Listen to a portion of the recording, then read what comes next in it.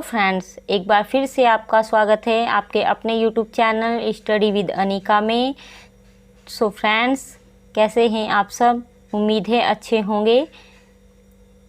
तो दोस्तों, आज मैं आपके सामने लेकर आई हूँ संविधान की अनुसूचियाँ। पॉलिटी का कोई भी पोर्शन आता है, जहाँ भी संविधान से रिलेटेड जहाँ भी क्वेश्चन आते हैं, वहाँ अनुसूचियों के बारे में एक दो क्वेश्चन ज़रूर आपके एग्ज़ाम में आता है।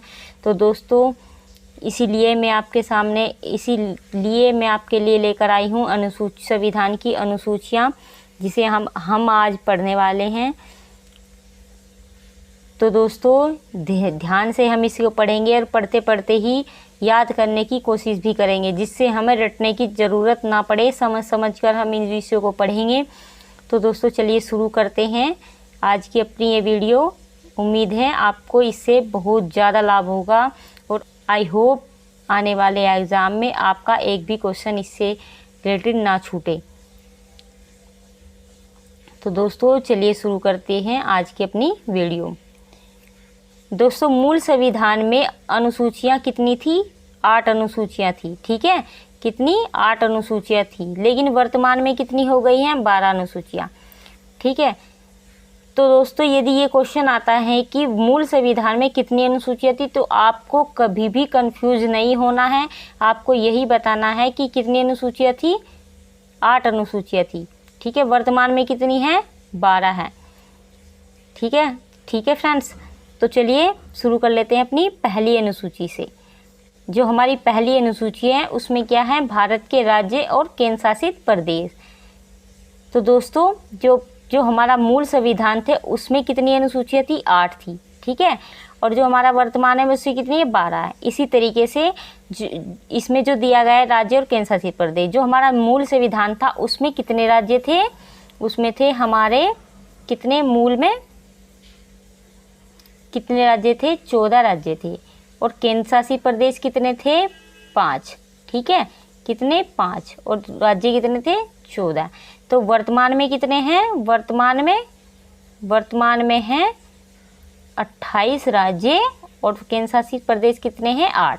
तो इसे भी हम ऐसे इसी तरीके से याद कर लेते हैं कि 28 में 8 आ गया है और 8 ही हमारे कितने हो गए? केंद्र शासित प्रदेश। तो आपको कंफ्यूज नहीं होना है। तो पहली अनुसूची में क्या दिया गया है? राज्य और केंद्र शासित प्रदेशों के बारे में।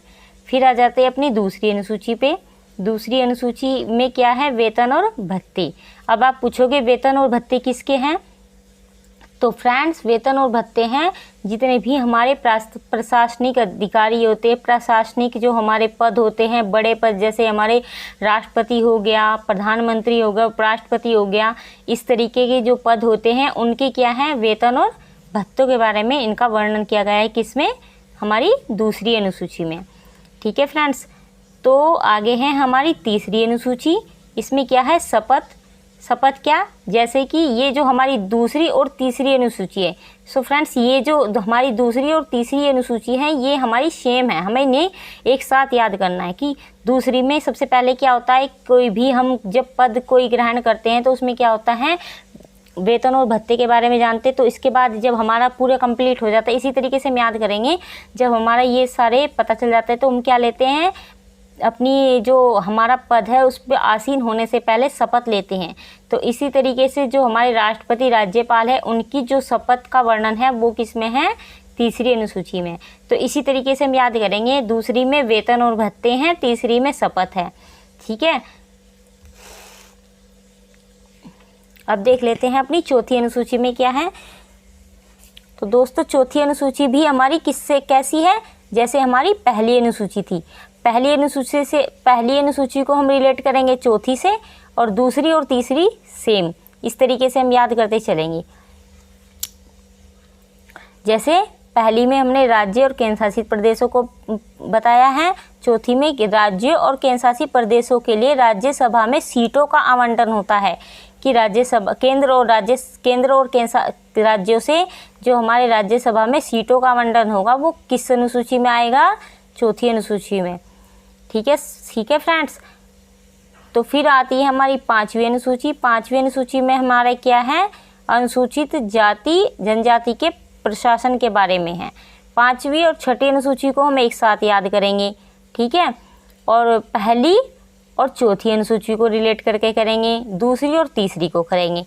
इस तरीके से हमारी एक साथ समझ के हमारे जल्दी याद हो जाएगी और हम कभी भूलेंगे नहीं।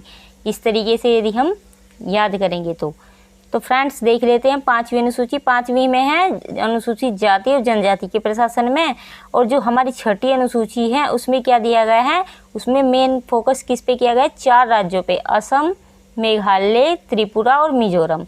इन जो 4 राज्य हैं जो हमारे पूर्वोत्तर राज्य बनते हैं, उनमें उनकी जो जनजातियाँ होती हैं, अनुसूचित जनजाति इसमें हो गया दोनों, और इसमें है सिर्फ जनजाति।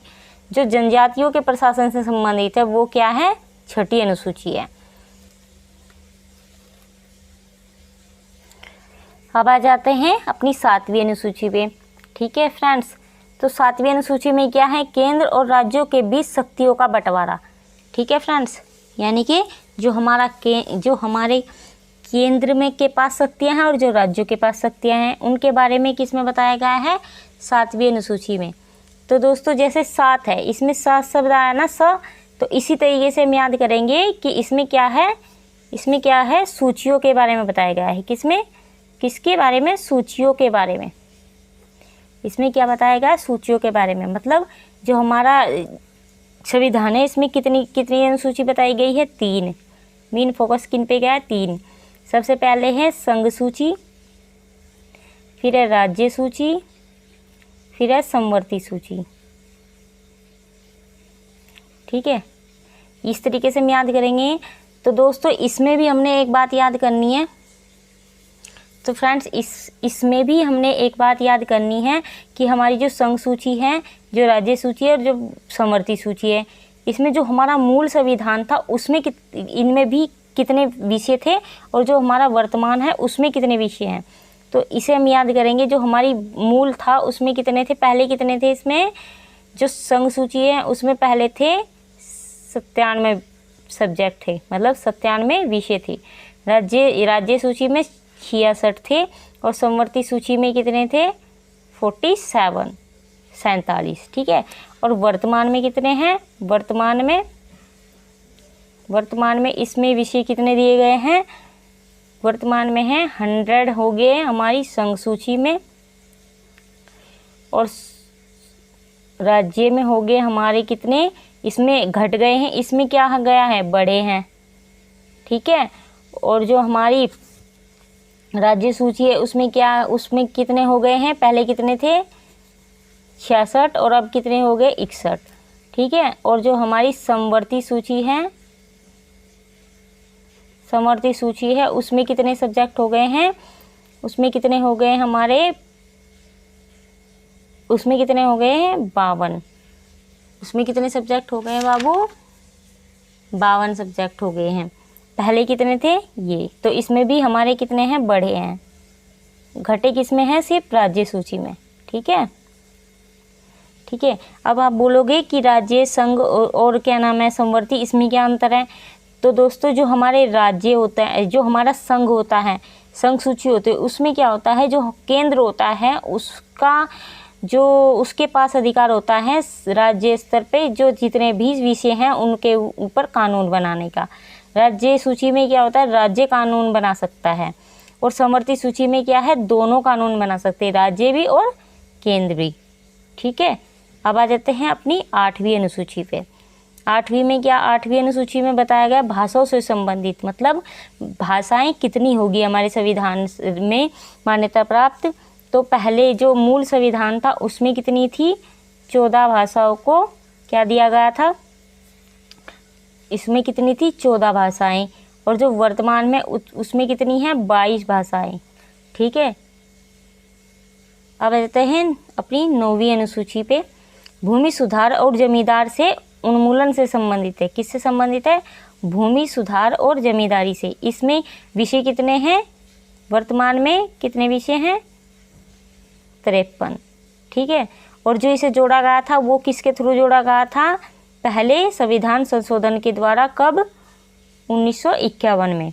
वर्तमान में कितने हैं 53 विषय, यानी कि इसमें जो भूमि सुधार इस तरीके के कितने विषय आते हैं 9वीं अनुसूची में, 53 विषय आते हैं। और अधिनियम कितने हैं 284। अब बात कर लेते हैं अपनी 10वीं अनुसूची की। तो दोस्तों ये 52वें संविधान संशोधन द्वारा 1985 में जोड़ी गई थी। मतलब जो 10वीं अनुसूची थी, जो हमारी 8 अनुसूचियाँ थी ना, उनसे अलग होके जो हमारी ये 9वीं 10वीं 11वीं और 12वीं अनुसूची बनी है, ये संविधान संशोधन होने के बाद ही बनाई गई है। तो 52वें संविधान संशोधन द्वारा 1985 में इसको जोड़ा गया था। और ये किससे संबंधित है? दल बदल से। किससे? दल बदल से। अब दल बदल क्या होता है? जैसे कि पहले क्या होता था कि दल बदल ये होता था कि मतलब अगर कोई पार्टी है, कोई उम्मीदवार है, वो अपनी पार्टी से किसी भी दल में आ जा सकता था, मतलब कभी भी अपना दल बदल सकता था। लेकिन फिर इसके बाद जब 52वां संविधान संशोधन हो गया 1985 के बाद, उसके बाद क्या हुआ कि उसके बाद कानून बनाया गया कि यदि कोई प्रत्याशी अपना दल बदलना चाहता है तो वो कानून मतलब वो चुनाव से पहले अपना दल बदल सकता है। उसके बाद जब वो जीत जाता है उसके बाद वो अपना दल बदल नहीं कर सकता है। तो इससे रिलेटेड है हमारी कौन सी? 10वीं अनुसूची। अब आ जाते हैं अपनी 11वीं अनुसूची पे। 11वीं अनुसूची किससे रिलेटेड है? पंचायती राज से संबंधित है। ये बनाई गई थी 73वें संविधान संशोधन द्वारा 1992-93 में, ठीक है। और वर्तमान में इसमें कितने विषय हैं? 29 विषय हैं। ये 29 के 29 विषय किससे संबंधित है? पंचायती राज से संबंधित है, ठीक है। अब हमारी है आखिरी और 12वीं अनुसूची, जिसमें क्या बताया गया है? इसमें है नगर पालिकाओं से संबंधित विषय हैं इसमें, ठीक है। और वर्तमान में कितने विषय हैं? 18। उसमें कितने थे? 29 विषय। इसमें कितने हैं? 18 विषय। और ये 74वें संविधान संशोधन द्वारा 1993 और 94 में जोड़ा गया था, ठीक है। मतलब जो अधिनियम आया था वो कब 1993 में आया और लागू कब हुआ था? 1994 में। तो इसलिए ये 2 विषय दिखाए गए हैं। तो इनमें कंफ्यूज नहीं होना है कि 93 आ गया 94 आ गया। अगर ये ऑप्शन होता है तो यही होगा, ये होता है तो यही होगा। तो आपको एक ही ऑप्शन मिलेगा, एक ही टिक करना है, या ये मिले या ये वाला मिले। तो इसी तरीके से हमने 12 की 12 ही अनुसूची पढ़ी है आज। उम्मीद है आपको अच्छी लगी होगी। आपको ये वीडियो आपके लिए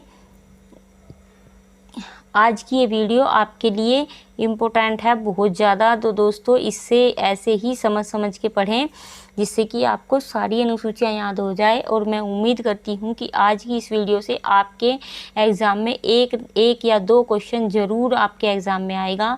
तो